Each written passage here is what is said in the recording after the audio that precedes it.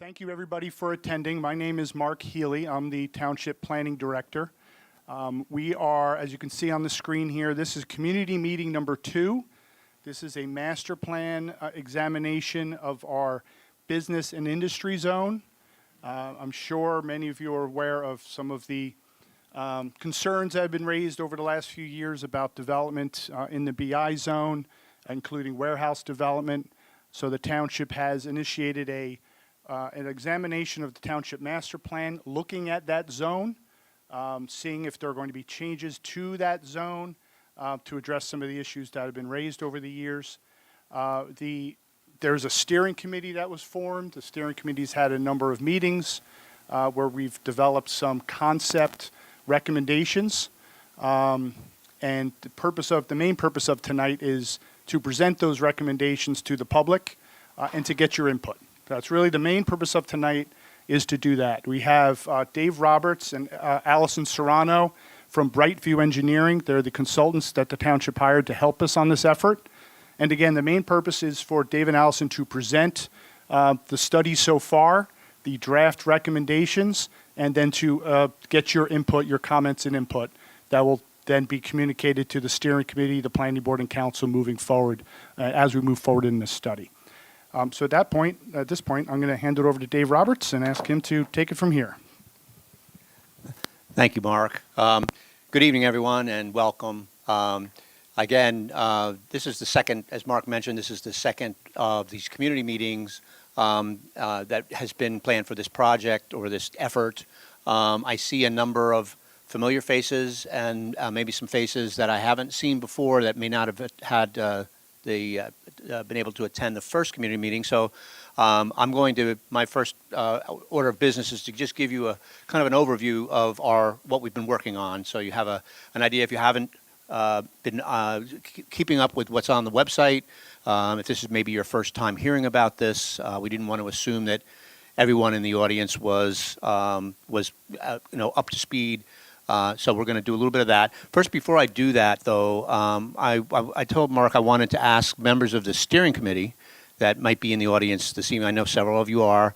I was going to ask you to stand and be acknowledged by the rest of the group. These folks have been working for over a year on this, and also so you get a chance to see who they are, because they are your representatives on the steering committee, which means that they're the ones we've been meeting with every month, going over things. They've been listening to a lot of presentations, getting minutes and memos from us. So I just wanted to recognize them and thank them for their hours of service to Franklin Township. And also, I know we have the mayor in the audience today, and a number of council people on the governing body. So we thank you all for being here as well for this presentation. As I mentioned before, this project started about a year ago, and I think what makes it unique is that when the township put together the request for proposals for consultants to respond to, they broke it into two parts. One was a traffic study, and the other one was a land use study, because traffic was such a critical concern of the residents and of the municipality, especially in that area where the town had experienced this kind of explosion of warehouse type developments. And we kind of got into the background of how it got to that point. There had been a number of zoning changes over the years, the most recent of which, after the 2018 re-exam report, was trying to stimulate economic development in the business and industry zone. In fact, the business and industry zone was an outgrowth of of those recommendations, because prior to that, it had been a combination of commercial and manufacturing zones that it had different permitted uses in them, and the idea was to try to make it more of a hybrid zone. In the process, it became a very large zone, especially the northern portion, as you'll see on some of the maps. And right around that time, you had the emergence of e-commerce before COVID, and then COVID just sort of ramped it up even more. And the next thing you knew, you had these applications starting to come in one warehouse after another, and you were starting to feel the effects of the warehouses that were being constructed, especially some of the largest ones, and I think we all know which ones those are, that were just huge. And so the township kind of took a step back and said, we need to get our arms around this. There was a number of applications that had already gone through the pipeline. Some of them had been approved and built. Some of them had gone through and were approved, and others were still pending. Our first step was to analyze the 14 intersections that the township had identified in that area that were critical intersections, and do a traffic study on those. So Allison was one of the members of the traffic group in Brightview that undertook a lot of that analysis. There was a lot of traffic counts being done last year, a lot of modeling that those counts were put into to model these intersections. And we ended up working with the steering committee. We identified that we should run 3 different models for these intersections. One based on existing traffic, what we experience today. One based on the applications, either the buildings. Well, to take a step back, the warehouses that had been built and operating, they're counted as part of that existing traffic because they're contributing trips onto the roadways already. So they got captured in the existing count. Then there was a count that anticipated that the applications that were approved were all going to be constructed, and we wanted to add those trips in. And then we did the most conservative, or I guess aggressive, depending on your vantage point. We counted all of the applications that were pending, and assumed that they were all going to be constructed. So give us kind of a worst case scenario, because as you'll see on one of the maps that I'll show you when I go through the review, a good percentage of the properties that were available for development in that particular part of Franklin, especially that northern part by 287, was already either approved, constructed, or in the pipeline somewhere. A couple of them, 1 or 2 of them might have been denied, but we wanted to try to show almost like a full build-out impact on those intersections. So that brought us to the first community meeting when we kind of provided there we go, results of that. And what we had identified were that there are a couple of intersections that were already failing. And when I say failing, it's a technical term used by traffic engineers where the level of service, which is basically when you approach an intersection, how long do you have to wait before you can make your movement? Either you go straight, you make a left, or you make a right.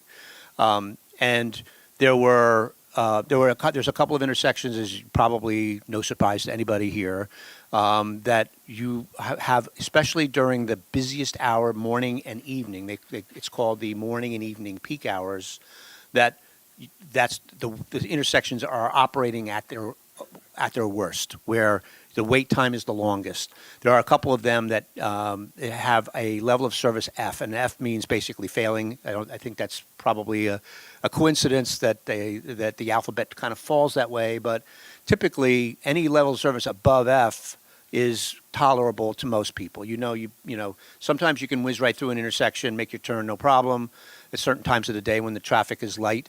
But there are times where you just kind of know that you're going to encounter some delay, and then there's delay which just becomes annoying, aggravating, and no one wants to tolerate it. And that's kind of how the traffic engineers analyze it based on wait time. And a level of service F means there's a difficulty getting through the intersection. And there are a couple already. When we applied the build scenarios, we found that there were a number of other turning movements, mostly left turns, and I'll show you where they are in a moment, which also went to F, level of service. And really, when you did the full build-out, what we found is that the same intersections just got worse. So they were already at F, but the delay times were getting longer anyway, because that's assuming that no improvements are made to those intersections. So that was the traffic part of it. And when we had the first community meeting, one of the things that came out of it, and you see on the slide, I summarized the comments, not only that we received at the meeting, but comments we've received through the web site that Mark passes on to us that have been submitted in writing through email since that meeting, and that meeting was held on June 27th, I believe. There were two more intersections that folks in the audience felt should have been included, and so we included them. We included them after that point.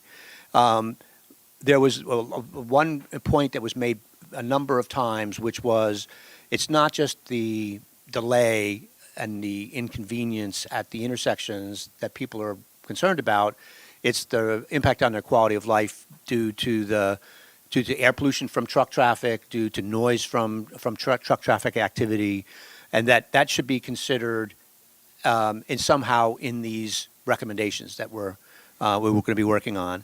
And that probably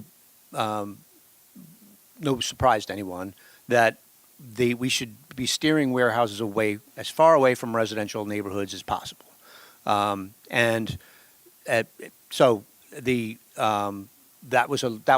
those were kind of the marching orders we got from your comments when we started working on the recommendations that we wanted to make to the master plan and the zoning regulations.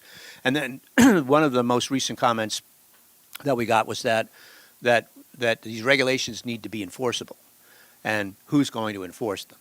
So we had those comments in kind of under our belt when we were working with the steering committee on what we were going to recommend in terms of solution. The final traffic study report, as I mentioned, included 16 intersections in total. That traffic study was updated to include those two intersections. They did the counts. They pretty much did the same analysis for those two additional intersections as they did for the other 14. They applied the level of service projections, the estimates of what would happen to all 16 of those, and then they generated a report with all of the analysis that goes with it. And those two intersections that were added was the intersection of New Brunswick and Davidson, and the intersection of Weston Canal Road and Manville Causeway, because there was some folks felt that trucks coming into Franklin from that route using the causeway, that should be considered. So those two intersections were analyzed. Even with the added trips from the not yet built and the potentially could be built projects that the township had in the pipeline. However, neither one of those intersections had a level of service F movement, a left turn, a straight movement, or anything like that. So, but we did analyze them, and we do have the data. So that's part of the body of work that has been prepared. Now these are the other intersections. These are only the ones that had one or more turning movements that were operating at a level of service F, either existing with the initial build out of the projects that were already approved, and then the full build out of built projects that were approved and pending. And I probably can see better up on the screen with you. You have Weston intersection number 1, and they were all numbered 1 through 14 and then 1 through 16. Intersection number 1, Western Canal and Schoolhouse, it was the left turn that it was a left turn evenings and Saturdays, and that was for both build-out scenarios. So typically, if you see it for the partial build-out, it's the same. You're going to see it for the full build-out. So that's one intersection. One is at Schoolhouse and Randolph, again a left turn. Then trying to read these a little bit better. Schoolhouse and Elizabeth, a left turn again. Western Canal and Randolph, there's a straight movement and a left turn that is existing, has an existing F movement and has F movements under future build out. Western Canal and Cottontail, that's actually more of a straight through F under the two build-out scenarios, and then Western Canal and the I-287 ramp. So when you're trying to get off at 287, either making a left or a right off that ramp during those times of the day, which is during the morning peak hour, that's an F level of service. Then the rest of them were Davidson and Pierce, a left turn under the build-out scenarios. Davidson and Easton, which is a bad intersection. And so it's already bad. It's going to get worse with the two build-out scenarios. And then Veronica and 27 down at the south end of town. That's a straight through, trying to cross Route 27 coming into town. And then Veronica and Hamilton, making the left from Veronica onto Hamilton. And that is during the evening. That's all three, I believe, existing and both projections.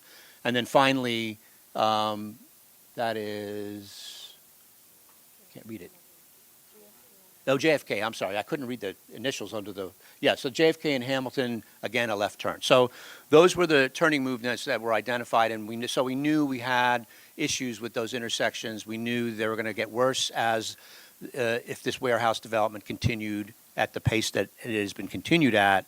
So the next idea was, what do we do about trying to control it? How do we get our hands around it? And the township in 2023 adopted a master plan re-exam report on warehouses and amended its BI zoning regulations to eliminate all warehouses.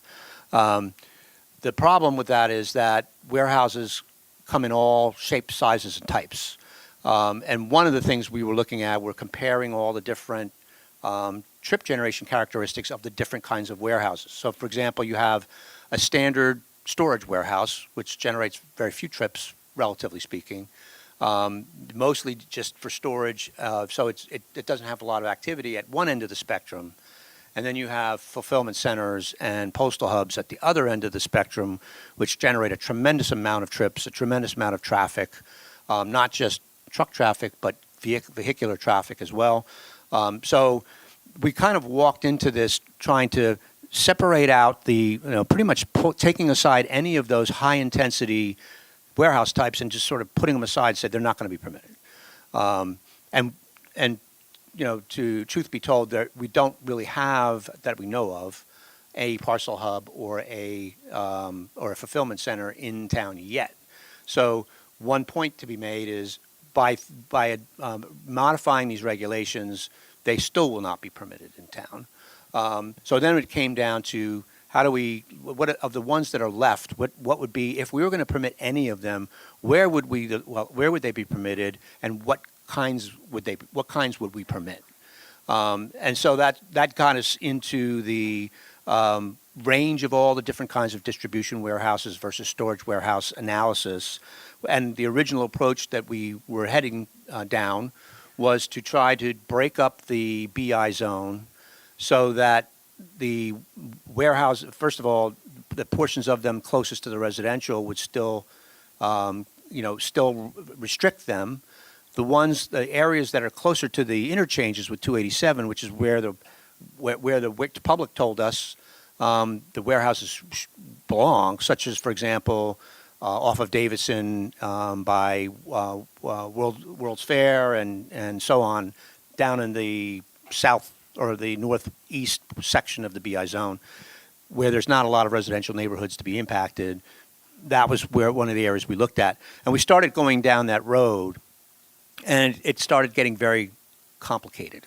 And working back and forth with the township staff, who would have to implement this, it was very difficult to try to do it that way. Try to sort of cherry pick out the types of warehouses that we think we're going to get, and then try to identify them specifically, and then regulate out the rest. So then we decided to do a pivot. And this is, by the way, the map that I was telling you about before. The image on the right, the green where you see the green shade is where the warehouses are already approved. The white shades are where they're already built.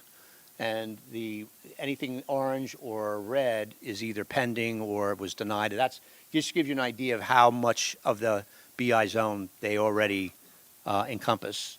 And then, so again, this gives you an idea of some of the various types of different warehouses. It's almost become a science, basically, as to how specialized they get. And there are a lot of times a piece in the continuum of the e-commerce system. So they each have special functions, and they have different characteristics. They have different amounts of loading docks, and one of the more loading docks, the more trucks. So we decided when we decided to pivot, we had done a analysis, kind of trying to really drill down into how these different types of warehouses generate truck trips as opposed to just general trips. Started really focusing on especially heavy truck traffic, because we were trying to really address the quality of life issues that the public told us they were concerned about. Heavy trucks, noise, and pollution, keep them as far away from residential areas as possible. So we started looking at the data in terms of how these different types of warehouses generate truck traffic in general, and then sometimes you can differentiate between warehouse types based on how many high dock loading bays they have per 1,000 square feet of the total size of the warehouse, and then how many low dock facilities they have. And the low dock facilities are a concern, because that's more typical of a fulfillment center or a postal hub, because they have a lot of small vans and trucks that go out to use the low dock facilities. So that we're really trying to narrow it down to the traditional types of warehouses that have the lowest amount of impact. We're looking at the trip generation numbers. They were all based on square footage. So we started when we started running the numbers on different size warehouses and how many truck trips they generate, we came up with basically 3 categories of uses. And these are what we're basically recommending is then, instead of trying to get too detailed in trying to deal with all multiple types of warehouses when that whole industry is kind of evolving, and you might identify a warehouse in 2024 and it might change next year, we would measure it by intensity, and that's a function of size. And what that ended up coming up with was when we sort of converted the numbers from traffic information to warehouse sizes and numbers of loading bays. And to really boil it down, the high intensity would be prohibited. That would be anything that would exceed the medium intensity. And then the medium intensity was a kind of use, and based on square footage, it would be anywhere from 150,000 to 400,000 square foot building, and it would have to be located within a mile of an interchange with 287. So that automatically puts it up closer to the interstate and farther away from the residential areas, farther to the south from the BI zone. And then the low intensity would be anything less than the medium. So the low intensity would be up to 150,000 square feet and up to a certain number of loading bays. So, for example, this is a little counterintuitive, because if we say no more than 1 loading dock per 5,000 gross square feet of the building, that means more loading docks, because you have a smaller amount of square footage to work with. I was afraid that was going to happen. I may have to plug in, Mark. I apologize.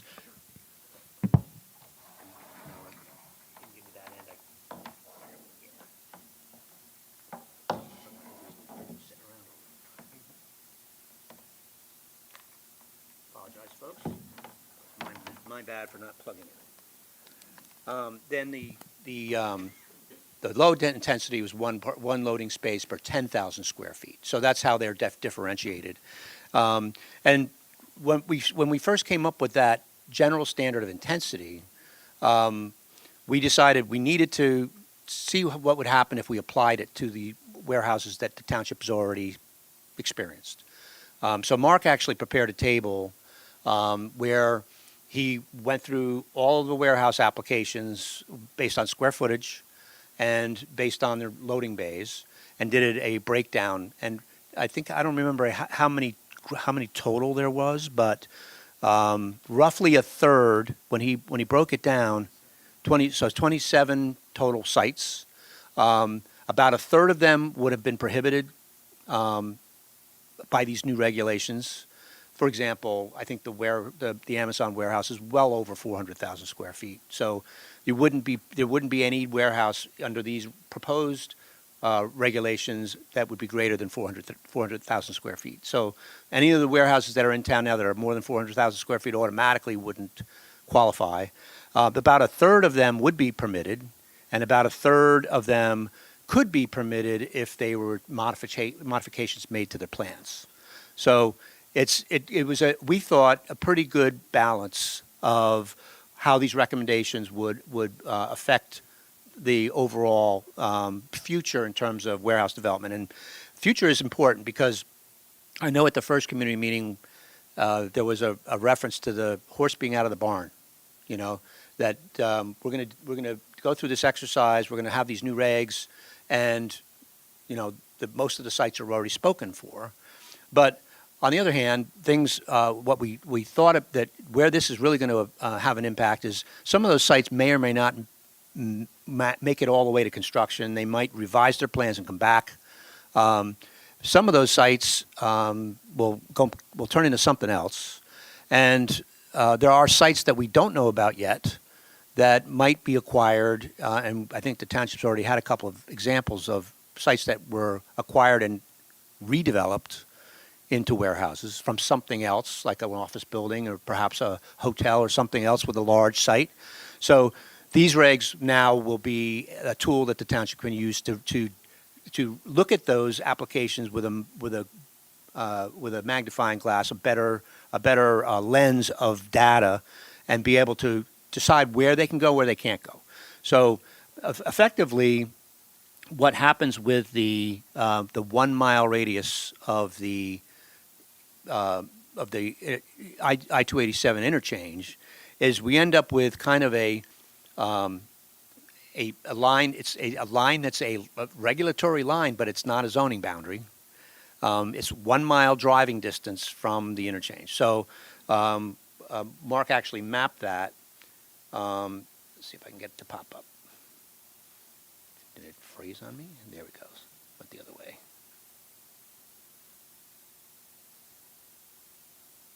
Okay, I've covered the. By the way, you'll see on this slide, one of the other things that we wanted to protect were the scenic roads in town. Those are identified in your master plan, so we incorporated that into these regulations, and I'll get into the details in a minute. The residential zone, we also came up with proposed regulatory standards that would add additional standards to comply with when you're within a certain distance of a residential zone boundary line. So, for example, typically a commercial building would in a BI zone would need a 50-foot buffer. If it's a warehouse or if it's a low or high intensity light industrial use, the standard would be 100 feet. So we're doubling it. Same thing with setbacks, where we would require a 200-foot setback from any building from a zone boundary line. So you'll have the 100-foot from the minimum of 100 feet from between the zone boundary line and the building, and then 200 feet, 100 of that is going to be landscaped with a buffer. So that's, again, designed to protect residential zoning districts. Now, when we got into the master plan recommendations, we're proposing amendments to two elements: the land use element, which is what the zoning regulations are based on, and the circulation element, which is what the road network is based on. It talks about vehicular, pedestrian, bicycle circulation in the master plan. And some of these conditions, I'll try to explain how we kind of got from very general conditions that I kind of just walked you through to what I'm going to walk you through now, which are the actual conditions that we would propose.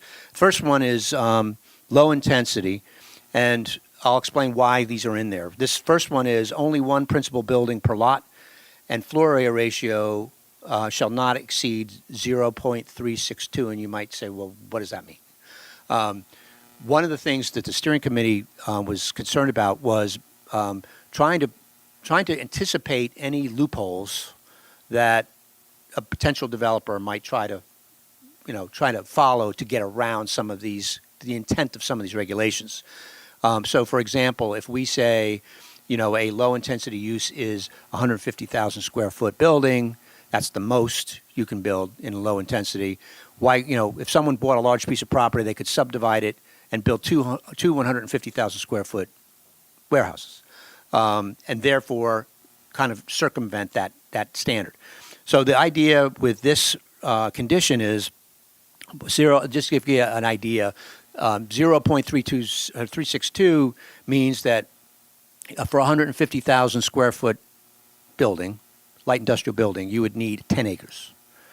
That's roughly what it comes out to. I think it actually comes out to 157,000 square feet, but general numbers. So you double that, you need 20 acres for 300,000 square feet, and you'd have to find that within a mile of the 287 exit, because we don't allow anything over 150,000 square feet under these regs. That's farther from an interchange than 1 mile. So that's designed to make sure you always have a certain amount, at least a certain amount of land area per building, and you would not be able, if you tried to subdivide it, that FAR goes up. So I say you built a 150,000 square foot warehouse on a 10-acre parcel, and you were farther away from 1 mile from the interchange. You tried to subdivide that would push up that FAR and force them into a variance situation, and it would be a variance situation where they'd have to go to the zoning board and then get 5 affirmative votes in order to get it passed. So it makes it more difficult, and it makes it just it's a deterrent. And then this is kind of an important condition, and it's fairly common that the use will have to have direct access to a minor collector or higher order street. And the interior access road would have to follow a non-residential street. So the idea is to keep the trucks on county roads, on roads that are identified as collectors, which run long distance. They connect different parts of the township. So there's no residential neighborhood streets would be allowed to have any frontage from a use like this. And that there would be no frontage permitted on a scenic highway or scenic roadway, as identified in the master plan. The minimum vegetated buffer I mentioned before, it's a reference to Schedule 6, which is where all the buffers are for all the different uses in the township, except that this use has to have a 100-foot buffer. It's the same thing with the 200-foot setback. And then there is a provision in your ordinance, because another one of the questions from the steering committee is, how do you regulate, the relationship between the height of a building and its proximity to a residential zone? So the township ordinance already has a provision in it that increases the setback based on the increase in height. So we map that over as a condition here.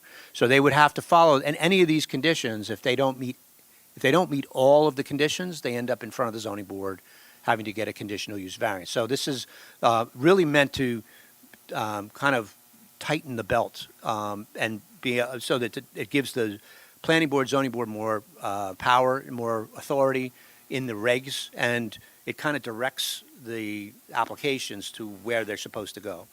The loading and service areas are not allowed to face a residential zone. So in other words, they can't turn their back to a residential zone where all the loading docks are, and they can't turn it towards a public street either, where everybody drives by and has to look at it. So those are 2 additional requirements. And then off-street parking, we came up with 1 space per 5,000 square feet. based on general experience with warehouse site plans. So the difference here is that a low-intensity type warehouse would be more like a storage warehouse. They're not going to have necessarily a lot of employees, so their parking standard will be there's fewer people that are running a bigger part of the building. Whereas the higher or the medium intensity application, it would be one parking space for 1,800 square feet. So it's almost a little more than double the number of parking spaces you would need for medium intensity. And the other main difference I keep hitting this wrong button. The other main difference on medium intensity is you'll see the very first condition is that said use must be located within 1 mile of an interchange with Interstate 287, measured along a truck route identified in the master plan circulation element as amended herein. So this is this will be an amendment to the circulation plan element, and our intention there is when Brightview did the traffic study last year, they had a number of recommendations for improvements to a number of these intersections. So we wanted to incorporate those recommendations into the master plan to give them additional authority, and then we kind of you'll see it in a moment, but we felt it was important to at least recommend truck routes. One of the first meetings we had with the steering committee, Mr. Jar, who heads the traffic group and the firm, pointed out that only the county has jurisdiction to establish truck routes. However, we didn't feel that, and the steering committee felt very strongly that we shouldn't just punt and just hope the county comes up with something. We wanted to identify where we thought they should go, and put it in our master plan so that the township's on record as, saying this is where we believe the truck route should go. And a number of those roads are county roads. So they have a jurisdiction over them. Some of them are not. Some of the minor collections are probably township roads. They all intersect with each other. But the whole purpose of it is to keep the trucks away from the southern half of the BI zone, which is basically, and you'll see in a moment, when I put this map up, I don't have a pointer, but you see in the upper left, you see two areas that are outlined in blue. And if you can, your eyes are probably a lot better than mine if you can make that out. But I'll try to point them out with a pointer. Can't see it that way. But right around, let's see if I can describe it this way. Those numbers that you see on the map are the numbers of warehouse developments in those areas. And generally speaking, you see this is the northern tip of the township. If you can reach it. Okay, I'll try. Okay. The upper point of that map is where 287 kind of runs north out of the township. And to the left of where Mark's finger just was, that's the area where most of the biggest warehouses are located. That's where the Amazon warehouse is located, for example. And those roads that run from north to south include roads like Randolph, Cottontail, and so on. And the cross street that they intersect with is Pierce, and then as you move south, you get to Schoolhouse. So generally speaking, that line that is, and this was traced off the township GIS to try to make it as accurate as possible. That shows 1 mile, a 1 mile drive distance from In the blue. That thinner blue line. Around that area, that's the area that would go to the interchange to the north. And then the area around Davidson, Atrium Drive, and so on, that's the other one. That is the intersection at Easton and 287. So those are two separate areas now, and now you get an idea of if we were going to try to create separate zoning districts, we probably would have used a similar technique. But these basically are where the medium density would have to go. They'd have to locate within those two quadrangles, if you want to call them that, because they would be over 100. If they were over 50,000 square feet, if they had more loading docks than one per 5,000, they'd have to locate in one of those two areas because that's within 1 mile driving distance of an interchange. And the rest of the zone below that, so from Pierce, roughly from Pierce south, you would have to qualify as a low intensity light industrial use in order to be permitted. And then that's the idea that they would be generating less traffic and they would be subject to much higher development standards. And then the last recommendation was the truck routes, and those are shown in dotted lines. And now remember that's basically the same area of the township, just a little, pull back a little bit more. So where you remember that quadrangle was, maybe this time I'll go up there. Because it's hard. I know where it is because I drew the map, but this is a map from your circulation element of your master plan. So this map already exists in your master plan.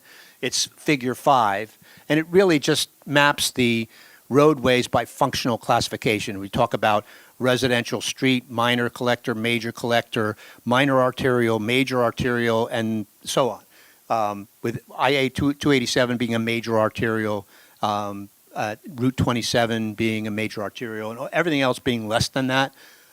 These basically the truck routes in the two areas that this would be one area that Mark identified, and here's the Davidson Atrium over here. These are the two quadrangles.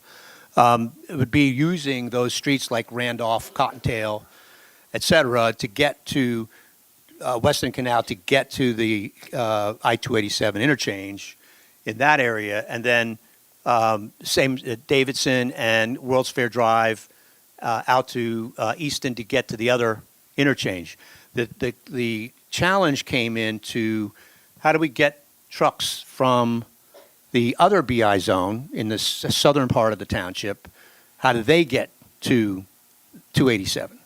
So what we decided to do is, even though we're not crazy about trucks driving through that part of town, we felt that it was better to keep them on major roads and make them stay on those roads so they don't veer off trying to take shortcuts. So basically, Veronica from 27 would be a truck route. That's pretty obvious. But Veronica to Hamilton, basically down to where it intersects with Elizabeth, and then Elizabeth straight up. That would get those trucks to 287. It's not the only way that they can get to 287. They can go through other towns to get there. But that's what we felt we wanted to put in your circulation element of your master plan, so that there's something on record that the county can consider.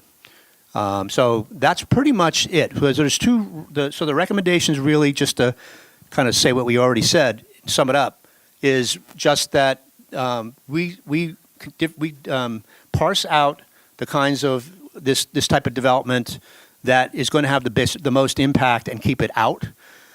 We allow the parts that will be able to contribute to the economy of the town without having any more of an impact than any other uses in that zone. There's a number of other uses that are permitted in the BI zone besides warehouses. And really what the other point we wanted to make is that a lot of times these applications that come through, even though it kind of looks like the horse is already out of the barn, a lot of times those applications, when they come through the boards, they're spec applications. So they're just looking to put a box up. They haven't really figured out what's going to go in the box. And so this mechanism will allow the staff to differentiate what kinds of these boxes could be permitted and which kinds can't. And once they get approved, if they were approved on spec, and then they come back in with a tenant application or a CO or whatever for something else that doesn't mesh with these standards, then Mark has the authority to deny it. So this is really it's meant to do two things: to kind of control in a reasonable way other applications that might be coming through in the BI zone that would be for new sites, but also help the staff manage the ones that have already come through that kind of beat the prohibition and got their application in, so that when they start to get a little bit more specific and a lot less vague about what it is they want to build, the loading dock issue could come into play, and so on.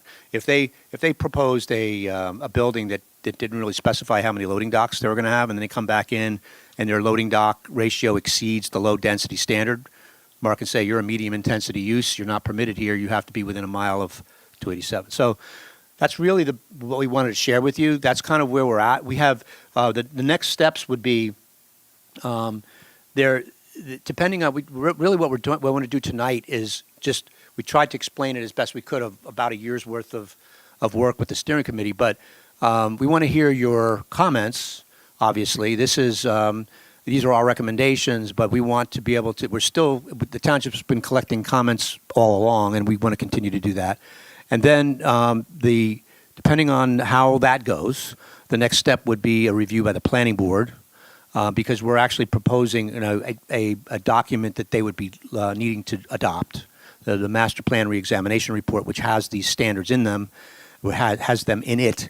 There would then be a public hearing scheduled, so you'd have another opportunity to follow this process. The planning board schedules a public hearing because they're the only body in the municipality that can adopt a master plan element. However, that master plan element also has recommendations for zoning amendments, and only the governing body can act on those.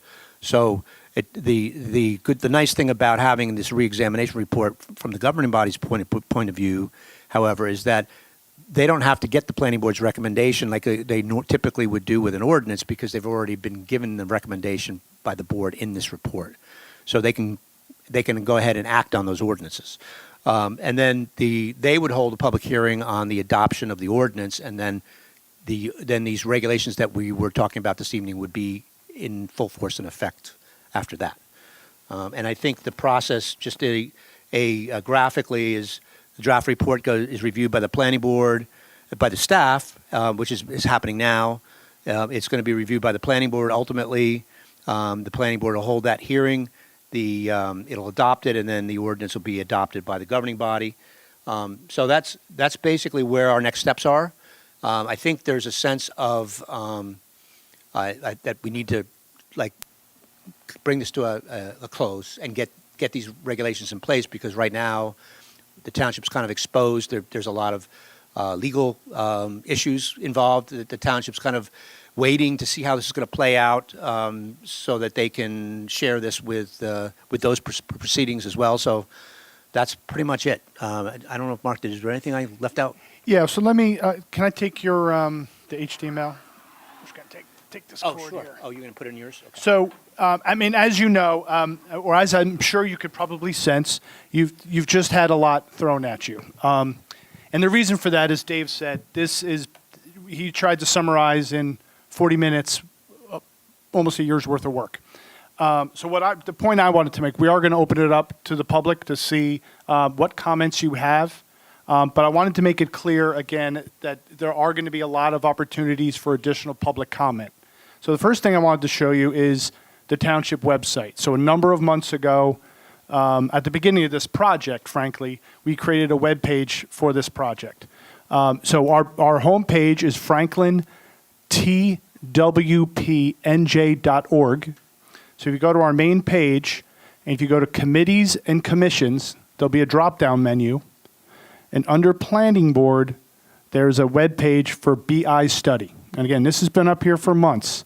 And as this project has moved forward, we've populated it with the various reports and the notes from the different meetings that have occurred. So you can go through and read the different reports. I mean, if you were curious, you could probably read kind of the evolution of these recommendations over time. You can view the video from the first community meeting. This meeting is being videoed and will be put up on here as well. And then lastly, there is a comment section. So if you feel that you don't maybe have your thoughts together right now because you've been thrown a lot of information, If you want to take the time, Dave's report is going to go up here, his presentation, I should say. So if you want to take the time to absorb it, rewatch the meeting again, and give us comments through the webpage, you can do that. You would press on the comments section. And then just basic information, your name, email. You don't have to give your phone number. And then give us your comments. Tell us you're not a robot. And that will be given to Dave and the rest of the project team. So I want to make sure so you don't feel pressure that you have to, this is the only opportunity. Also, as Dave said, again, there is, as this project moves forward, there'll be a hearing before the planning board. There'll be another opportunity to provide comment. And then if it moves forward to the council for the ordinance, there'll be a hearing on that as well. So this is not your only opportunity to provide comment. Sure. So our website is franklintwpnj.org. And with that, let me make sure this. So we will ask you, since this is being videoed, we will ask you to come up and just give us your name and your address and whatever comments, questions you may have. I'm sure, well, we're happy to ask them. Answer them.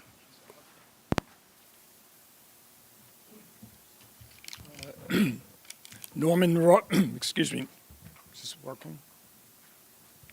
Norman Roberts, 15 Benjamin Street, Somerset. Thank you to the committee and consultants for their work on this project. I have a question relating to the following notes from the steering committee meeting on December 12th, 2024. Quote, Mr. Healy summarized the table he had circulated to committee members, which showed the degree to which existing and approved warehouses could comply. And I think that the compliance is something that we need to address, which is my side comment, with the proposed regs. Approximately, and I believe you alluded to this, approximately 1/3 would comply without modifications, 1/3 would comply with changes to the site plan, and 1/3 would have been prohibited based on total square footage or exceeding the loading dock ratio. And a little bit further, it said that the committee agreed that it could not be assumed that trucks would use NJ 27 rather than traveling through or past residential areas to access the interstate, end of quote. I think it's great to do these studies and to focus on the intersections and so forth. But after this is all done, we get to a very simple question, that's enforcement. There's a great deal, as I'm sure you know, there's a great deal of truck traffic on Randolph Road and Cottontail Lane between Weston Canal Road and Schoolhouse Road. At the corner of Randolph Road and Schoolhouse Road, which is where Pink Pistachio opened up recently, there is a small, barely noticeable traffic sign that prohibits such trucks from proceeding west on Schoolhouse Road to Weston Canal Road. Other than utility or road repairs, it is a rare occurrence to see a police patrol car in this area. If there is a situation where a truck proceeds past this sign, there is no one to enforce the traffic rules. At town council meetings, it has been said that upon seeing a violation, police should be notified. I would hope that town officials are not suggesting that residents should try to write down the license plate while driving. Furthermore, I also hope that officials are not recommending that residents operate a cell phone camera while driving, which would obviously be a dangerous and illegal act. Thus, these violations may occur with impunity, which encourages further violations. So my simple question is, the Randolph sign is one of many traffic signs governing the high volume of truck traffic driving through our town. How does the committee propose to enforce new regulations, especially to existing businesses? Is there consideration of traffic cameras or redeployment of police manpower? I welcome your comments. Thank you. Yeah, I think that's a great question because it gets to that we were just talking about truck routes a few minutes ago, and it gives the enforcement something to enforce, but hearing about the sign is something that I'm hearing for the first time, that they actually have these signs up. It could be, I don't know if the county had any involvement in that particular sign or not. And I think there maybe part of the answer could be a joint effort between the township and the county in trying to enforce. If the county agrees or maybe makes some changes to the truck routes, but actually imposes truck routes, then part of that conversation I think would need to be, are they going to help the township enforce them? Because you're right. What this is really a land use and zoning exercise, and obviously Mark, as the zoning officer, is not going to be able to be chasing tractor trailer trucks that violate the truck route. So it is definitely a concern, and I think it probably is a follow-up item that would come after this study is to come up with better solutions for enforcement, because it sounds like it's necessary. So I appreciate your comment. Can you hear me? Thank you. This was excellent. And in a very short period of time, you very clearly displayed an amazing amount of information, and we appreciate it. I have two-part question. Assuming this went forward, with all your hard work and the hard work of those who had tremendous input, how long might a process like this take to come to final conclusion? I'm sure this is not your first rodeo. How long do you expect this could be voted on and passed? Well, I think that's also a great question. And a lot of that will depend, as Mark mentioned, on the kind of public comment we get even after this meeting. But I think if there's a general consensus of that we're heading down the right road, and everybody wants to kind of see it move forward, then I think one of the ways that could help is, for example, when the planning board talks about it, having members of the public there to reassure the planning board that they're in favor of it, I think will help. And the same thing, I mean, you're very lucky and fortunate that you have a mayor and council people that are taking the time to be at this meeting and have been tracking this. Councilman Ramey's been on the steering committee from the beginning, so he's been the voice back to the council on what's been going on with the study. So I think if there's a collective will to get this done quickly, it could happen fairly quickly. We've already prepared a draft of the re-exam report document, and we've made these recommendations that I went through tonight are taken right out of that. Right out of the pages of that.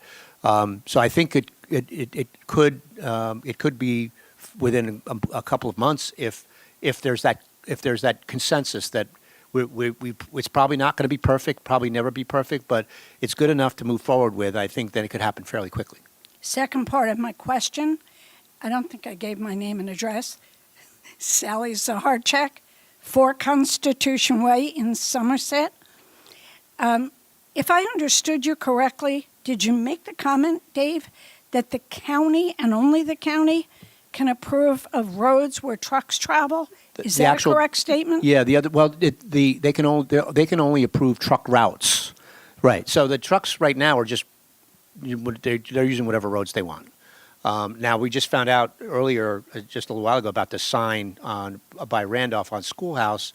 I don't know if the county put that sign up. That would be something to find out. I'd be kind of curious to know how it got there, because a truck route, you would be seeing a lot more of those signs. You would be seeing signs that say pointing the trucks to what roads they should take.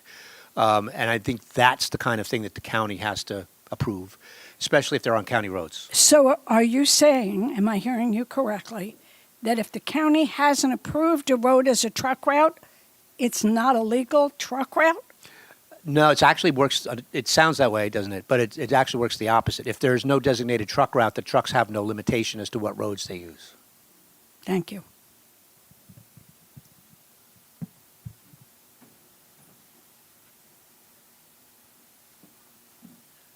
Carla Visser, 1107 Conrad Way, Somerset. Thank you very much for your information. I appreciate your information. Can you hear me? Right into the mic. Right into the mic? Is this okay? Yeah. Okay. Thank you very much for all this information.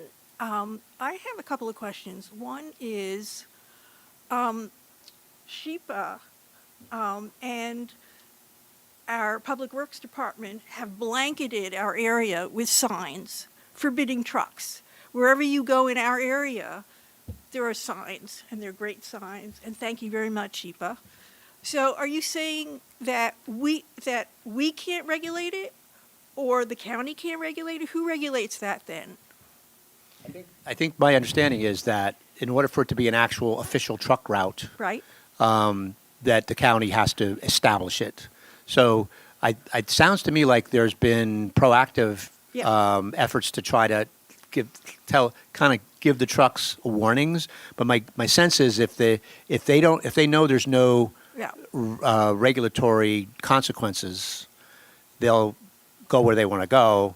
So that's why we're suggesting, even though it's not a township, it's not another township's jurisdiction, that at least it's in writing where we think the trucks should be forced, what roads they should be forced to take, and minimize the number of roads. So you'll notice, like, for example, the truck route that was on that map didn't come farther down than Pierce, because Pierce was the connector. Right. So you have Randolph, Cottontail to Pierce, and then you were supposed to take Pierce over and then out to 287.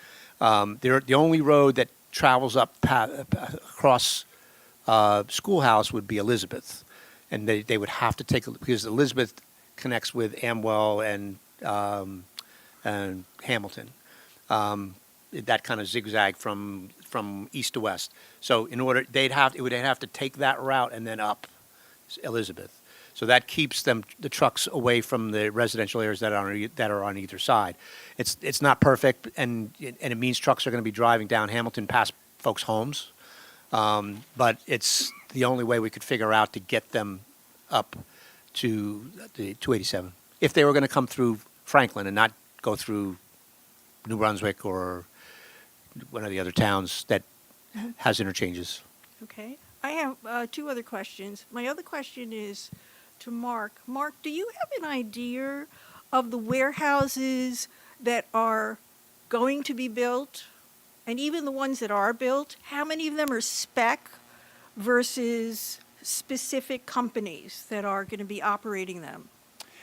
I don't personally. Okay. Just what I would suggest. The one gentleman who I know you're probably familiar with is Vince Dominic, who's our economic development director. Sure. Just by the nature of my job, I don't necessarily Get involved. in that. Got it. He, I'm sure, has his finger on the pulse as to what warehouses, have tenants that may be lined up. Right. I mean, certainly when they come before the board, that's a question that is asked. Do you have a user lined Right. up? Sometimes they do. Sometimes they don't. Once they go through the planning board and they're working on their site plan, usually they get a tenant somewhat after my involvement. That's why I don't know. Yeah, I understand. But I would say reach out to Vince, Okay. send him an email, ask him those questions, and I'm sure he'll be happy to get back to you. Okay, because all this is very nice as a framework, but what I've read is that a lot of these warehouses are spec, and they don't even know who's going to be, even after they're built, they don't necessarily know who's coming in. Yeah, And and- there could be mixed usage going on. So, I mean, it's a different world than nicely prescribed categories. So I'm just wondering, it sounds great, but Well, and that's a very good issue to bring up, because, and I think Dave touched on it in his presentation, because when we started, when you look into the literature, they talk about cross dock warehouses, consolidated, Yeah. all these different warehouses. One was, and we brought this up, we discussed this at the steering committee level. That's very technical. We don't know what these things mean. And a lot of them are they're being presented to the planning board as speculative warehouses. Right. They don't even know at that Exactly. point what they're going to be. And then, so then we were looking at, well, what is really the driving force? And I'm stealing Dave's thunder because he kind of said before, but I wanted to discuss it in this context of your question. what's driving the truck traffic? Well, it's obviously the size, and then it's also the nature and the type of the loading docks. Right. And when they do go before the planning board, they do put that information Right. on the plan. So we don't have to necessarily worry about exactly what type of warehouses that fit into these 20 different categories of the warehouses that when you look in the literature, it's X number of square feet, X number of loading docks. We can tell if it has 200 loading docks or 15.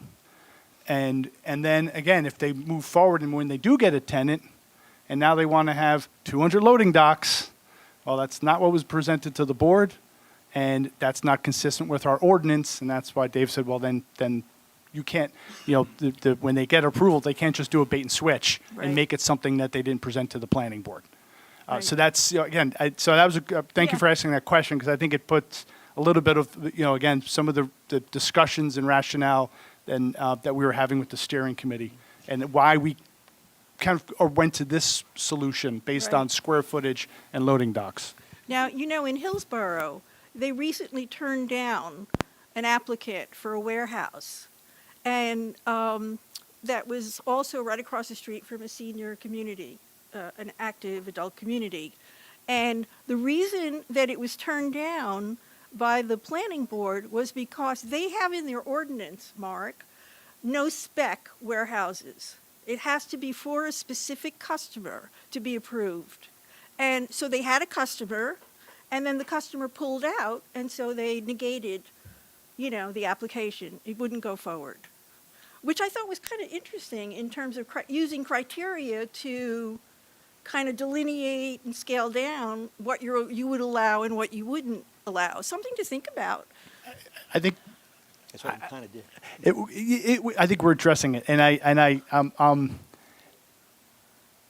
have an opinion on on that ordinance. Okay. I will say that you've made your comment. You've made your recommendation that we look into whether that's something that we can do, and we'll look into that.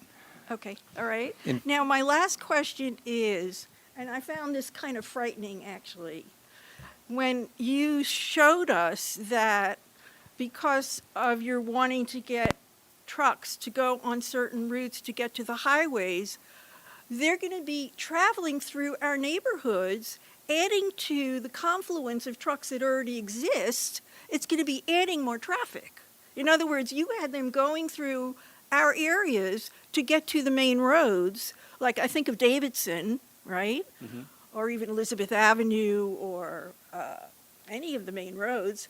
If you're bringing traffic from the south through them to get to the main roads, isn't that going to add to the traffic, the overall traffic and danger? Well, I think part of the assumption was that they're already coming through that part of town to get there, but they're taking whatever roads they want. So we've tried to pick a route that connected to Veronica and Hamilton to get them from that Veronica Avenue Industrial Park over to 287.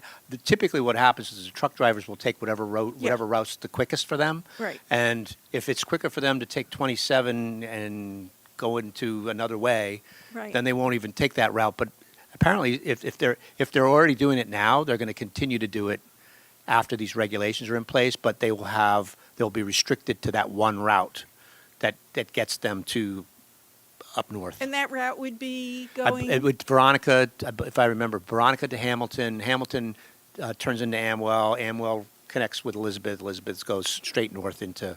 Right. Okay, that's it. Okay, right by us. Super. Thank you. Hi. I don't think this is working, but is it? Okay. Yeah, in regard to that, why wouldn't they go up Veronica and then down, what is it, JFK? Do you know what that curve is like on Amwell? 2-lane curve. I can't even go along that with a car next to me. That is not a good idea. But tell me, what am I missing? I must have missed something. I thought we made a no warehouse ordinance. Nothing in this discussion sounds like no warehouses. And that's not necessarily to you, Dave. It sounds like, yeah, we're still doing warehouses, and, I don't get it. What happened to that no warehouse? I know the planning board was able to, I thought it was supposed to go immediately to the zoning board, where they would, most of the time, turn it down. But it doesn't sound like that at all. And when they say, another thing you alluded to, Mark will reject it. In what capacity would Mark be rejecting it? Doesn't go to a planning board or zoning board. I'm just asking, you reject things personally, or at what level, or when? Let me answer. I'll answer that question first. So, I'm in addition to being the planning director, I'm the zoning officer. Somebody comes in for a permit to build a warehouse. They need to get a zoning permit. When they do that, they have to show consistency with what they presented and got approved for by the planning board at site plan. So if they came in for I'll make this up. For a certain site, they got approval for 150,000 square foot warehouse with 10 loading docks. And when they go to building permit, it's now 200,000 square feet and 50 loading docks. I would deny it because it's not consistent, because they don't have site plan approval for that warehouse. Addressing your first question, your question is a very good question, and it's actually fundamental to this whole issue. Why are we doing this? I'll answer it the way that I think of it. And again, Dave did address this. We are going to continue to get warehouse applications. Right now, there's just a ban. When somebody goes to the zoning board for a use variance, there's no guidance to give that zoning board whether they should approve it or not. It's a complete, right now with the ban, I'm speaking as a planner. What do I say to the zoning board, because I'm staff to the zoning board, what do I say to that zoning board whether they should approve this or not? It's a blank slate. But, with this process, this is almost a year-long process with a consultant, with a citizen-led steering committee. Planning board's going to be involved, council's going to be involved, and frankly, the community as a whole is giving input on, if you're going, and I have heard personally, it's not just warehouses. We don't want those types of warehouses here. If they propose those types of warehouses in certain locations, that's okay, just don't put them there. So that's part of what, I'm using just general terms, but that's kind of the comments that we've heard, and that's informed, frankly, these recommendations, so that we're trying to provide a framework, knowing that we're still going to get applications. So let's direct them to those locations that are the most appropriate, those size of warehouses that are most appropriate, control them in terms of as much as we can in terms of the traffic and the truck traffic it's going to generate by the size and location. And then we also have a number of different standards that are in there addressing buffering and larger setbacks and things like that, that at least now provide a framework. So now if somebody does come and propose something that completely violates these standards, there's a framework and standards now that they have to really prove to the board why don't you comply if the setback's 200 feet of a building setback and you're only 50 feet. What's the justification for that? They have to prove that. Right now, there's really no such. There isn't that. So that's how I think of it. As frankly, the township, the planner who needs to serve the planning board and zoning board and give them advice on what are the kind of the hard questions to ask. It needs to give the boards a lot better, more specific questions to ask those applicants. Okay, thank you. That was helpful. Thank you. Robert Cohn, 220 Osborne Court. Am I correct that there is no direct relationship between the amount of loading docks and the amount of traffic, correct? Well, I think what it's reflective of is the number of trucks that warehouse can handle. So it increases the more loading docks, the more trucks that can be handled by the warehouse. And one of the focuses of these recommendations was trying to minimize the amount of truck trips try to keep more of the type of warehouses where things are stored for long periods of time. There's not as many trucks going in and out. They require fewer loading docks. So the technology that the guidance that comes from the Institute of Traffic Engineers, they use the number of loading docks per 1,000 square feet as a way of determining how many trucks that warehouse can service, which means trucks, the more loading docks, the more trucks can go in and out, the more trucks that are on the road. So that's why we use that as an intensity measure. But what I'm saying is we don't know how busy those loading docks are going to be. I mean, let's say there's maximum usage. They unload or load, and I'm not a trucker, but maybe that's a half an hour at most. I don't know. And then they leave, and then it could just be right behind them are more trucks coming to do the same thing, or it could be several hour interval in between, right? So that's what I'm not understanding, how we can use that as a aid in discussing this whole thing. Well, I guess, and I'll if Allison wants to add a little bit more insight from the ITE studies, they get a lot of their information by studying actual types of different uses. Right. And they break it down in terms of ratio per square foot of total gross square footage and the number of loading docks, because these are particularly distribution warehouses. And as we talked about before, there's a whole plethora of types. Some of them generate a lot more heavy truck trips. Some of them generate a lot of smaller truck trips. We're trying to focus on the heavy truck trips. First of all, two things. First of all, keep the fulfillment centers and postal hubs out of town, because that's where the small trucks are detrimental, because there's so many of them. Because that would be the last mile type of use, where they're just pumping those little vans out onto the road network.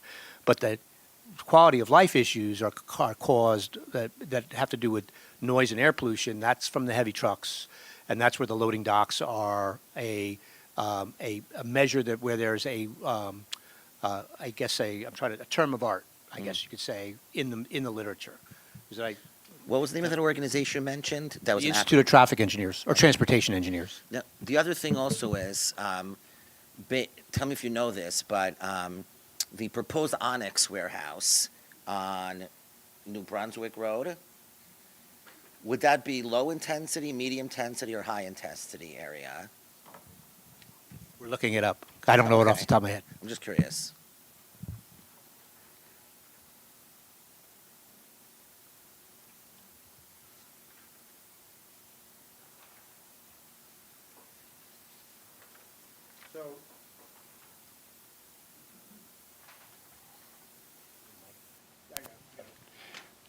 So the Onyx warehouse is, it's 91,000 square feet.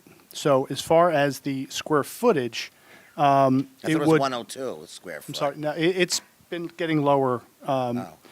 So, but it's below the 150 nonetheless for low. But it's slightly higher than the, in terms of the loading docks. It would have qualified as a medium. So, under these regs, it would be the use itself. I mean, the area. what would you zone it Sir, let me as? Okay, finish the sure. question. The use itself, based on the square footage and the number of loading docks, would have been permitted.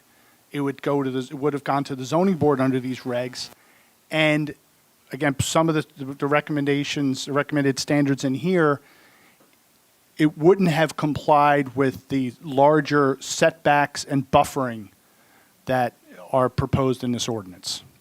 So It wouldn't comply. it would not comply. But it could be modified to make it comply, right? Because Well, the let mileage me- thing is there. In terms of the square footage and the loading docks, it would have qualified from a use perspective. Thus, when you apply the recommended standards to that site, it would not have complied with the larger. I mean, basically, the recommendation is when there's a property that's adjoining a residential zone, the buffering and the building setbacks are proposed to be doubled. So when you apply it to that particular site, that site would not have complied. Okay. And based on the nature of that site, and the size of it, it would not have worked on that site. I'll just say that. Okay. Now, my understanding is once, let's say, the planning board approves a zone, characteristics of a zone, and goes through council, that cannot be changed unless it goes through the whole process. So for example, if let's say you have an area that's unique in terms of demographics, a lot of seniors, nursing home, retirement set, 55 plus community right next door, one close by, that doesn't play a role, right? Once the criteria is met that you've set for that zone, that's it, correct? And they can move in. Well, there's a lot in that question. I think when an ordinance is in place, when an application is before the planning board or zoning board, they have to follow the rules that the laws that are there. Right.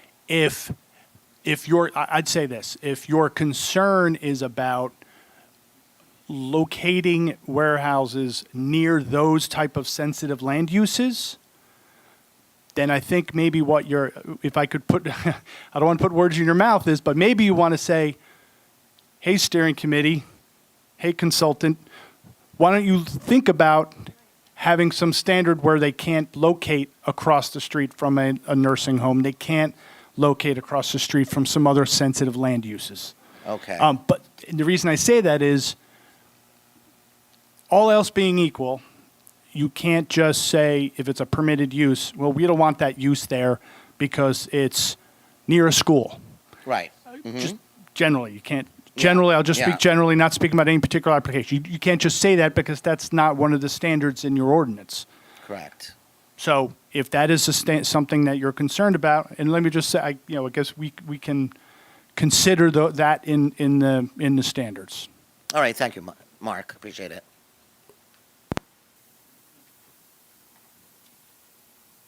Hi, Jan Brandt, 22 Bryant Court. This traffic report and everything you've done is really fantastic. And the thing that I worry about is that it's taken a year just to get this far. We're getting more input, and a year down the road, hopefully things will come into place. But in the meantime, warehouses are being brought up, in the zoning. Through the zoning board and are getting approved, and this is taking a while to do. But the questions I have, first of all, when I was looking at your numbers, and I'm not an expert when it comes to traffic reports, but you have like the full build 1 and the full build 2 and all. When you looked at Schoolhouse Road and Metlers Road, oh, now I hear the microphone. When you did that, because it doesn't seem like there's too much difference with the full build and the full build 2. So I was wondering, there's, and according to the maps that you had, there's there's a warehouse that would be on, a proposed warehouse on Schoolhouse and Metlers Road. And that one you have is denied on the map. So I'm assuming that you didn't take that into account when you did that. And then also on the maps that you have, there's one that you have that's been approved. It's right behind, it's kind of on Metlers and Weston, and that's a 600,000 square foot warehouse. And I'm assuming that you didn't take that into account either with your numbers. And here, can I just give you this? This is. I think we know the two sites that you're talking about. So there'd be a Schoolhouse in Metlers. The one on the corner would be the one that shows up in red. Because Right, yes. It was denied. And- I think the one below it was. Approved, but it hasn't gone. No, I not think it was orange. I think it was submitted, but Right. it's not even in the right zone. Isn't that the one that's in the residential zone? Yeah, the application on Weston and Metlers, an application was received a number of years ago. Even when we received that application, it was not in a zone that permitted warehouses even at that time. I can't speak to whether you included that in your analysis, but we again, in the So it would be the orange one? if it was orange, it was received but not acted on. We probably did include it, yeah. So- Well, can you recheck that? Because according to the numbers here, that's a 600,000 square foot warehouse. I don't think that the numbers were included for that, because when I look at the numbers for Metlers Road and Schoolhouse Road with the full build, 1 and 2, it doesn't seem like those numbers were included. And let me just add, the warehouse on Schoolhouse and Metlers, that's in a lawsuit right now, and the decision, so that really should be included as well, because, and the one that's behind it, they have several lawsuits going on with the township. So that's why I think those should be included, because we really need to know the traffic on those roads, even though, you're saying, oh, well, it's been sitting there. If you notice those, that picture I gave you of the 3 warehouses, they subdivided residential area, and during their hearing didn't even mention that they're signed on to the project behind. So that, if you look at that, that's 610,000 square feet, the big one behind there, and the 2 in front total 220, and that definitely looks like a fulfillment center to me, the way it's positioned and all. And hopefully I'm wrong about this, but what my concerns are is, even though Mark says that it's not zoned for that, what houses are going to want to be behind those 2 big warehouses if that does get approved, through the lawsuit? And it'll be easy to change the zoning regs and all that, but no houses are going to want to be behind there. Right now, there are houses because there's no warehouse, but even though it's zoned like that, we don't know down the road. So I really would appreciate, I hate to add more time onto your project here, because I really want this to come along, but I think that looking at those numbers and maybe reassessing whether or not those 2 warehouses that almost, come to over, 800,000 square feet should be included in that road. Dave, that one she's referring to is the MCS warehouse. It is in FD2. It's under complete application, no approval. Now, Right, that's what the orange is supposed to mean, right? that's the one that's in the FD2. So that would have meant that we would have counted the size of it at least, but I think the one that was denied, that we didn't, not included, right? Thanks, David. Okay, then my next question is, it's great that you guys are doing this, and I could be wrong about this, but I'm in touch with somebody who's in Hillsborough, and Hillsborough, they don't accept spec warehouses, and it seems like that it would have been a lot easier, this project, in the meantime, warehouses are getting approved left and right, and you're seeing how terrible all the traffic patterns are and how everybody's affected. However, maybe if the township had like an ordinance where there was no spec warehouses, that would probably solve the problem a lot faster than this 2-year process possibly that this is taking, until this goes into effect. And I appreciate the how you're classifying the warehouses. For the longest time, I was coming to the township council meetings and the planning board meetings and saying how, all the traffic reports that warehouses hand in are based on that, transportation engineers, ITE publication. However, we know that the square feet of a warehouse really isn't always going to dictate all the truck traffic, depending on what kind of warehouse it is. So I am glad that you have presented this, because for the longest time, I don't know if people really believed what I was saying, but that's supposedly in the literature now with what the kind of warehouses they're building. It really doesn't make a difference if it's, how many square feet it is. It can produce more traffic depending on the type of warehouse that it is. And let me just see if there was anything else I wanted to say. I think that's it. So thank you so much.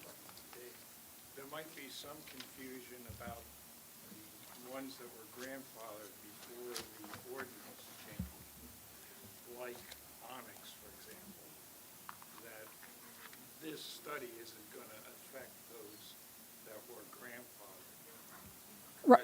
I'll just repeat that for everyone. Mr. Robinson just pointed out that some of these warehouses that are being referenced may have been effectively grandfathered under the ordinance before the prohibition, before the, as Mark put it, the ban. So that, that, all we did in the report was we counted them in the numbers. But in terms of how they got there or how they got approved, some of them may have been approved before the ban was put in place.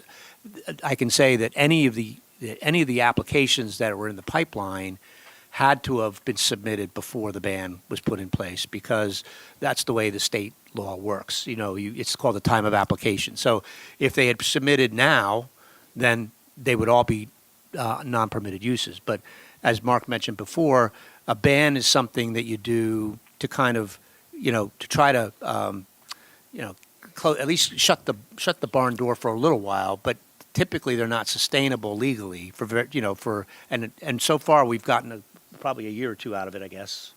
No, well, almost about a year. But meanwhile, there's legal pressure building up that the township is facing. So, again, this was really meant to just think of it in terms of the way I try to think of it is if I'm a judge trying to decide an appeal, and I'm trying to decide if a town has been arbitrary or capricious in terms of how it's using its zoning power, and I see a set of standards that is based on impact and measuring truck traffic and dealing with a lot of the things we've been talking about, I would be much more inclined to support the town than we're just banning them all because there's so many and we don't know how to deal with them. That's where you start to run into legal trouble.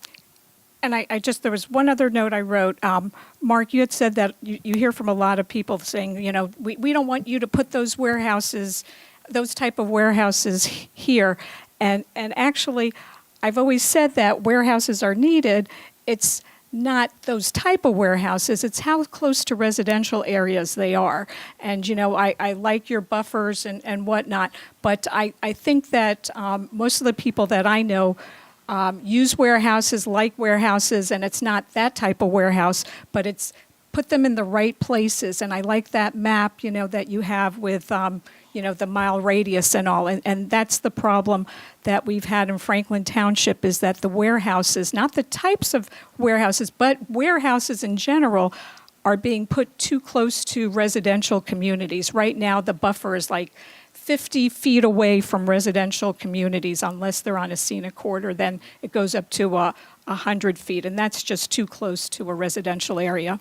And the other thing I would add to that is that we did look at trying to see if we could come up with a standard that would cause say, for example, we looked at not locating a warehouse district or that within the BI zone, that you wouldn't be able to locate within a quarter mile of a residential zone boundary. But when we realized how many, or the linear length of zone boundary of that BI zone fronts on residential zone boundaries, it really wasn't workable, So I actually measured it earlier in the meeting.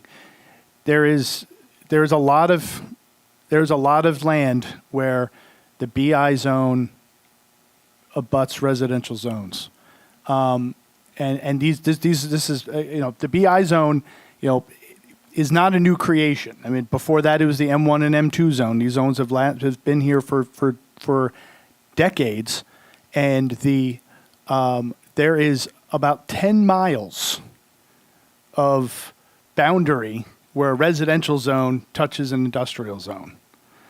And most of those, that's the answer. I don't want to duplicate what you just said. So we really couldn't, that's why we went to to buffers and the setbacks, doubling the setbacks, doubling the buffers, so that if you're in a parcel in the BI zone that happens to be a parcel that abuts a residential zone boundary, those double requirements kick in. Sorry.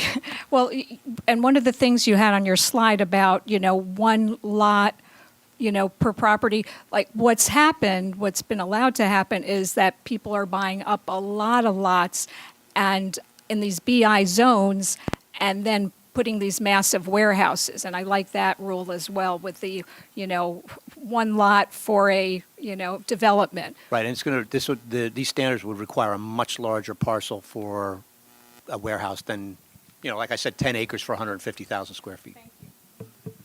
My name is Stanley Cartine, 262 Longwood Lane, Somerset Run. I have a very quick single question, and that concerns Old New Brunswick Road. Some roads are built to handle heavy traffic. Old New Brunswick Road by the ShopRite is not.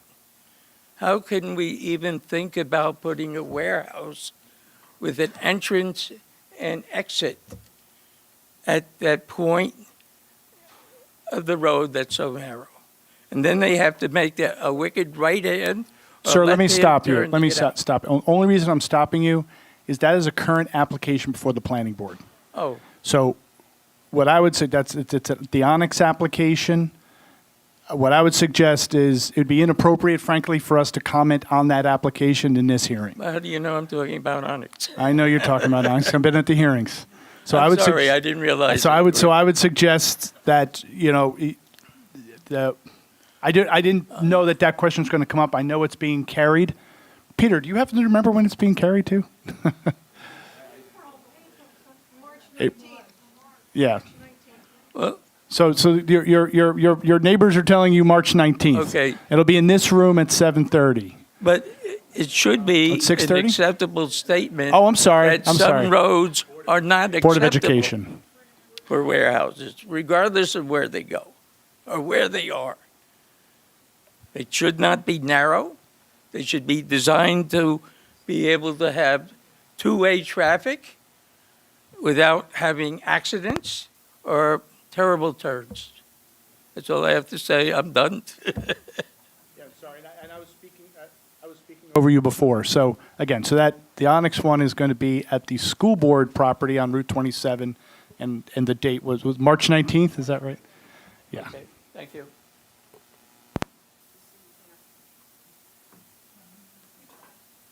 Hello, my name is Barbara Burns. I live at 79 Haverhill Place in Somerset. I just have a couple things. My husband asked me, what benefit do warehouses have for the Franklin Township? To Franklin Township, do taxpayers benefit from having warehouses? So many warehouses in the town? That's a question I have. Well, I guess they're one use that is typically associated with light industrial zones, and that's what this zone happens to be. It was, as Mark mentioned, a combination. Originally, it was a manufacturing zone, two manufacturing zones, and a commercial zone. And warehouses were permitted uses probably in both. I'm going to guess back before the BI zone was created. I think the issue with that one particular use, which was historically associated with industrial type uses, is just the growth, the explosion in the growth of e-commerce, and the effect that's had on that particular component of that type That's use. understandable. So I mean, other than that, the development firms, in terms of how does it benefit the community, The township, yeah. there with every land use has its benefit in terms of economics, and it has its detriments in terms of some potentially adverse impacts that might be associated with it, no matter what use you talk about. And in warehousing, especially distribution warehousing, it's the truck traffic that's now mixing on the same roads as regular vehicular traffic, and that's been the issue that we've been trying. That's why this was led by a traffic study first, and then the land use recommendations afterwards. I agree that is a major component why people are against it.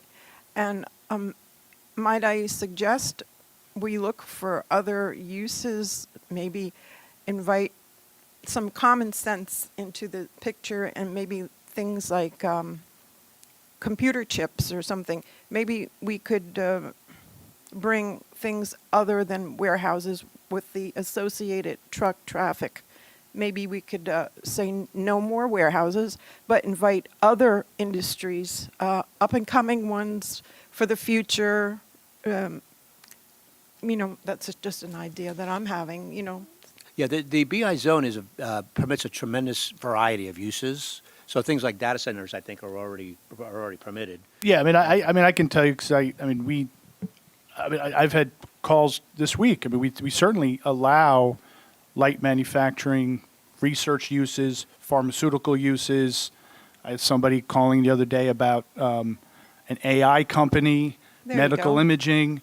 So the bottom line is we have several square miles of existing industrial area. So there's going to be a mixture of uses. So all those things you're talking about are already there, and there are companies that do all of those things, including a whole range of different high-tech businesses. Okay. Well, I would just limit the warehouses then and select if you can select the other ones other than warehouses. Yeah, that's the problem. We have, because landowners have the right to use their property for what's permitted, and if the market is driving one particular use, for example, another very, I guess you could say hot use has been multifamily residential development for years. That's where the developers, that's where the market was taking them, and that's what they were proposing.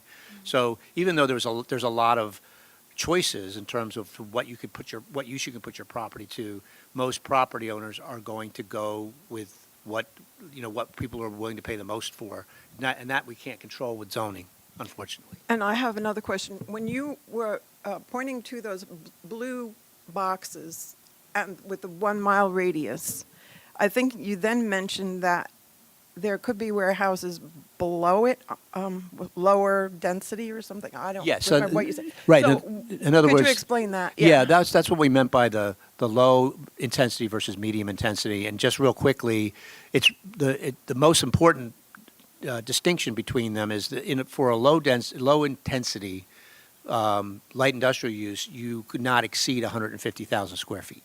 So it would be anything up to 150,000 square feet. And the loading dock ratio that we talked about before. So you'd have to meet both of those standards. Otherwise, you would be in a medium intensity, and you'd have to be within those blue boxes. Oh, so the blue boxes are only for medium. high, medium. Well, you could have either low or medium within a mile of the interchange, but you would have to have if you're a see. medium, you have to locate I there. got it. I just needed clarification Yep. on that point. That's it. The sad part is I've heard people that are moving because of the truck traffic and things like that. I want you to realize that it affects people, tremendously, the pollution, the noise, and as a senior having to go to ShopRite and have to worry about tractor trailers, it's not a good thing. So I hope you can do anything that you can to, common sense. That's the rule I like to go with. Thank you. Thank you for your work and everything you do. Eleanor Ogan, 9 Republic Row, Somerset, New Jersey.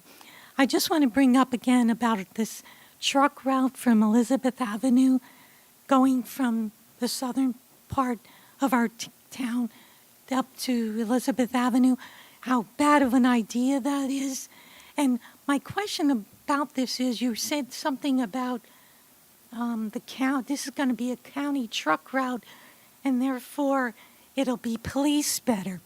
And the thing I have to say about that is that Mr. Thompson, at the last planning board meeting, 3 times, and I'll address this to the mayor and everybody in this room here, 3 times he said during the planning board meeting, why can't the police be more effective in getting these trucks to follow the weight limit?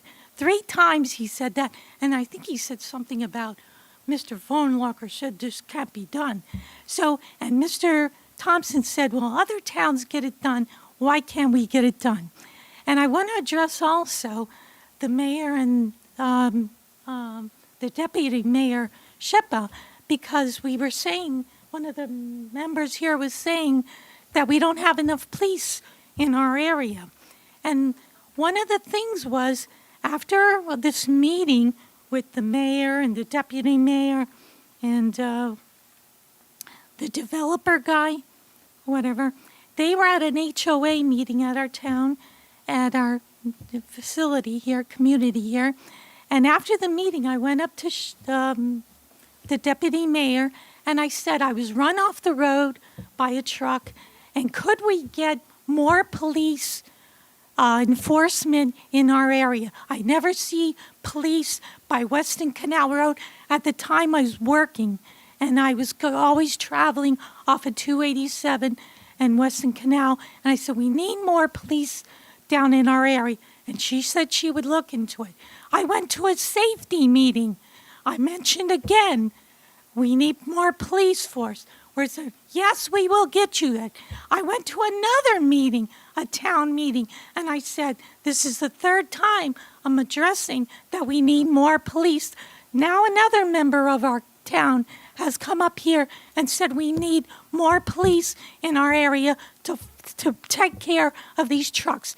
As I said, Mr. Thompson mentioned it, our town is mentioning it, and you're telling us that they will police these trucks if we bring all this traffic up from the south. What is our guarantee? Because for 2 years now, I've been told that I'd get police up in the area and have managed these trucks, and it's not happening. Now, I think just to make a point, we heard you loud and clear, everybody, about that route. We'll go back and look at, see if there's another way to get them. The problem we were having is there's really, I couldn't find, and I tried using Google Maps so I could see where the homes were, I could see where the residential streets were, to try to get them without taking some place along the road, along the way, through a residential area, because there's really no clear route through that area. However, someone mentioned JFK, so we'll take a look at that to see if there's a less painful route to take the trucks up. But that was our initial proposal, based on the best I could do to try to find major roads to get them up to that area. I think the preference would be to take them closer to the down Davidson, but in order to do that, no matter which way you turn, you're going past homes. So, but we did hear you loud and clear, and we'll take a second look at that to see if there's a better way to do it. And David, let me just pipe in too, which is, obviously the truck routing is a hot button issue, which, understandably. We may even want to pivot to making that recommendation less specific, particularly if it means not moving forward on the zoning aspects. So, we'll talk about that. Yeah, the other point I wanted to make on that too is that one point with the Veronica Avenue Industrial Park, that whole industrial park would be relegated to low intensity uses because it is far from a mile away from 287. So anything proposed, and in fact there are a couple of applications in that area that would not comply with these regulations because the warehouses themselves are over 150,000 square feet, I think, right? So, in fact, considerably larger than 150,000 square feet. So, yeah, so they would only be anything in the future in that southern part of the BI zone would have to be low intensity. There could not be no medium intensity there. So that would at least help reduce the number of future truck trips from that area. So that's just something else I wanted to point out because we didn't make that point before. Terry Thorson, 18 Labed Drive. The one intersection you didn't mention was JFK Boulevard and Easton Avenue. That's the only one we had an 18-wheeler turn over on last week. So JFK Boulevard, probably with the turn radius they have at Easton Avenue, probably wouldn't be the way to go. Of course, we have the problems on Easton Avenue because Piscataway is proactive, and they banned all truck traffic on Canal Road, River Road rather, so all the truck traffic now comes down Easton Avenue. So that adds to all the problems where all of your roads intersect with Eastern Avenue. I've got kind of a low-tech solution. I don't know if it'll work, but years ago, maybe still going on now, on 287 there used to be weight stations, and they would flag trucks over and they'd weigh them and then see how much they weighed. We don't need a weight station. If a policeman sees an 18-wheeler on a road that's rated as 4,000 pounds, 6,000 pounds, even if it's empty, it's a violation. Even empty. So all that we would have to do is, when police drive around normally, if they see a traffic accident or somebody violating something, they stop them. They could stop a truck if it's on a road that's rated at a lower weight limit. And also, if that came to fruition, no piddly little $250 fine like we have for trucks idling. It'd have to be very substantial. Now, when I've brought this up in other meetings, people have said, oh, but there are poor local truckers, independent guys, and $250 might be all they make for the day. We're not talking about those trucks. We're talking about 18-wheelers. $250 means nothing to Amazon. It means nothing to any kind of a big corporation. So if, either with idling too, with idling or with trucks that are overweight, like I've seen them on DeMott Lane, leaving meetings from here, and there's no place for them to go, where are they going to deliver an 18-wheeler on DeMott Lane? And I thought to myself, oh, okay, they're going to turn left at Amwell, and they're going to go out to roads. No, I followed the guy. He turned right, and he went on South Middlebush Road. South Middlebush Road has no shoulders. It has curves. It has hills. Those trucks can't stay in their lane. When I brought it up to the mayor said, it's a county road. We can't do anything about it. So we run into the problem with the county permitting things that we can't permit. If you want a really silly type of idea I had while I was sitting here for the truck routes, is there any regulation where we could have another color line in the road in addition to the yellow ones? Like maybe a red line that shows the trucks where they're supposed to go? The signs that say that are small, that say they can't go on the road, what about those signs that have the lights that light up around them, the stoplights that we see in other towns? If you had a sign that had some lights that went around it, it might attract the attention of the truck drivers. They're kind of silly, they're kind of low tech. Might be what we need.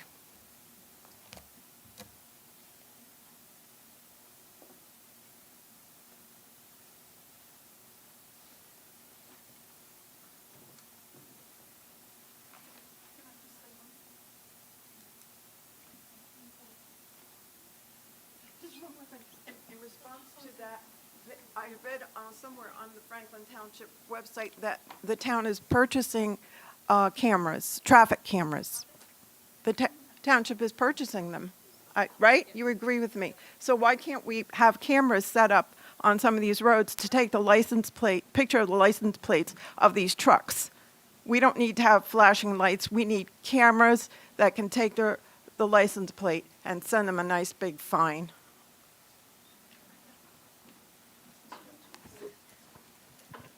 So our lack of response is basically, we're taking these notes, so.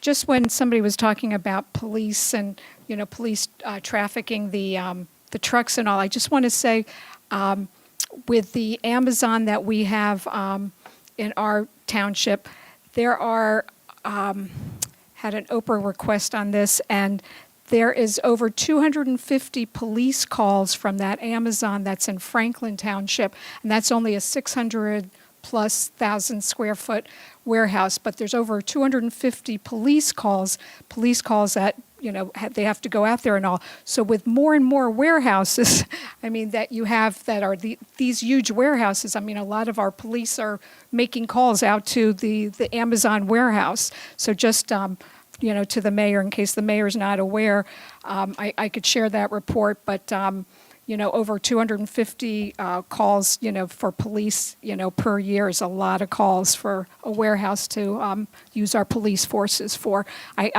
When we did all these warehouses, I don't think we had the infrastructure to know everything else that we needed to have in place.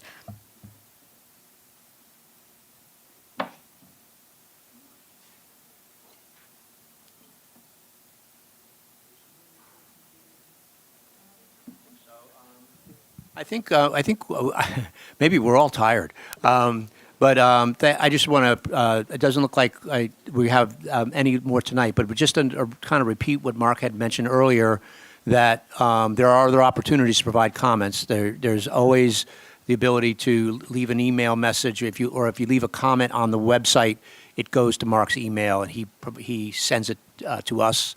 Feel free to do that. If there's something that you think about on the ride home that you wish you'd said, you have that opportunity to just drop that comment on the website, and we will get it. And as Mark mentioned before, you could see that we were writing down a lot of these suggestions. Some of them, I think, we will definitely, they're definitely worth exploring. Others, they may be controlled by other regulations that we can't control. For example, I think there may be, Allison, I think there are is it the MTU? Why don't you say that? It's the MUTCD. Right, and that's the DOT's officially permitted signage for roads. And I believe that they have signage for truck routes or truck controlling signage. So that would be maybe something that we could look into, but I don't know if we need to have a truck route for that. But I think the whole idea of truck routes, there seems to be some general acknowledge that they have benefits and some concern about them. So I think we need to, we'll go back and revisit that idea as well. So I think that's it for this evening. Again, I just want to thank you not only for coming, but for sticking it out, waiting your turn, and giving us your input. We appreciate it very much. Thank you for coming.